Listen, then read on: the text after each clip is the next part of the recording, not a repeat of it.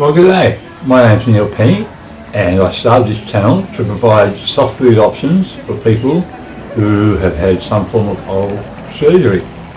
And today we're cooking Pate Brisee, which is like a short crust pastry used for quiches and so forth. And if you like it, leave a message in the comments section down at the bottom, please. And also subscribe and like. This should be pretty easy to make. You just bang everything in a bowl and mix it together, and add a bit of water, and Bob's your uncle. Well, what we're going to do is we're going to bang everything into the pot. So flour, a little bit of salt, a little bit of sugar, some shortening, and some butter. And what we're going to do is we're just going to mix them together with the fingers, and you get consistency of oatmeal. So we're just going to start mixing them together, and should be right.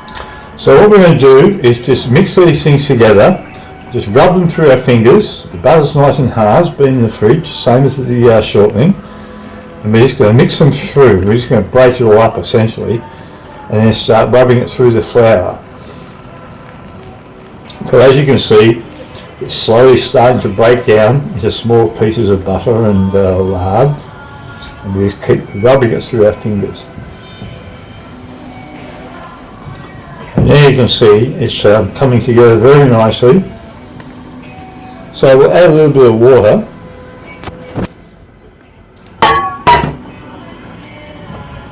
To bring this thing together. See, it's coming together very nicely.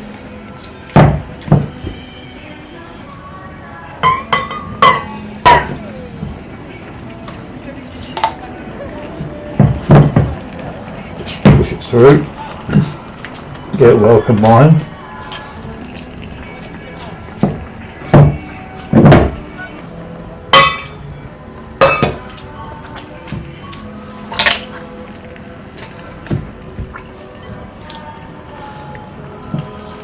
Okay, so now the pastry is pretty much taken up all of the water.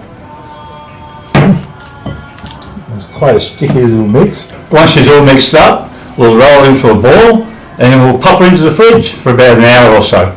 So once she's been in the fridge for about an hour or so, take her out, take off the grab wrap, the happy paper as I call it, tuck in a little bit of flour onto the bench top, and onto the top of it, and just roll it out.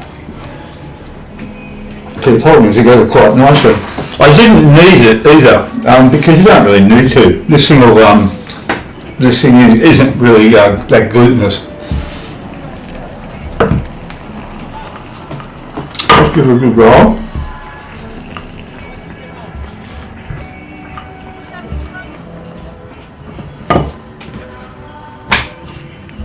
Roll out from the centre and push outwards.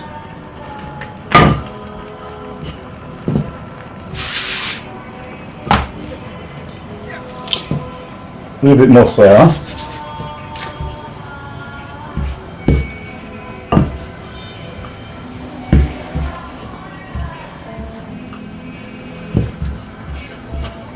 Okay, so when she's done, just roll onto the rolling pin.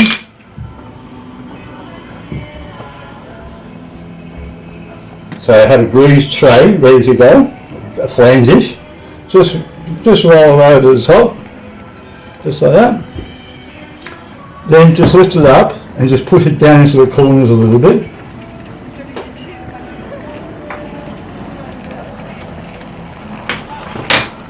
Cut off some excess pastry, just scrunch into a bit of a ball, and then use that to push it in.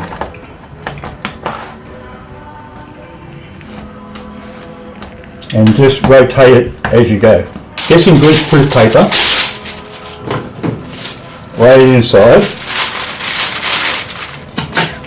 then kidney beans, and we're going to blind bake this thing.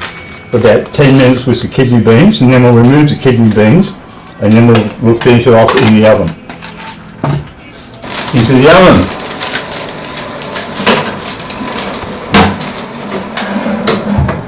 And the reason why I left the pastry draped over the side is so that it won't shrink in. So after the first baking, half of the baking, then I'll cut the rest of it off, and then we'll finish it off in the oven. And I have a special tip. Right, well, she's been baking for about 10 minutes, so we're going to take her out and remove the kidney beans. There we go. Hang that down there.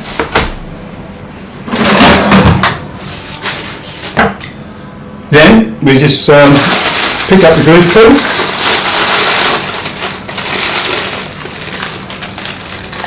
Pull off the beans. Too easy. Next thing we do is we slice off the top of the cake, because that's starting to cook, and so it'll hold its shape now.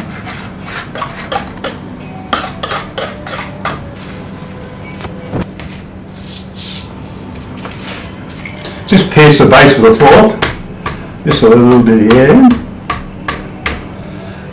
and then back in the oven.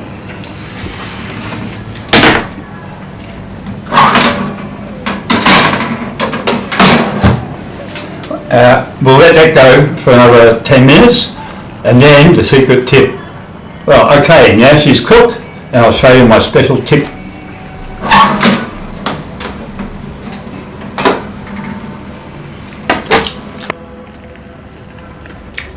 So, while she's still hot, out of the oven, get some egg white and brush it with the egg white, and this way you'll get a nice seal on the pastry, so any liquid you put inside won't flow through.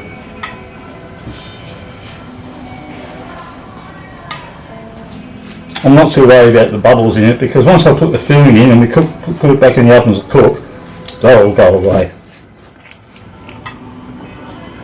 Now remember, if you like what you see, then please hit the subscribe button and the like button, and you'll get more updates. I promise to improve the quality as I go along.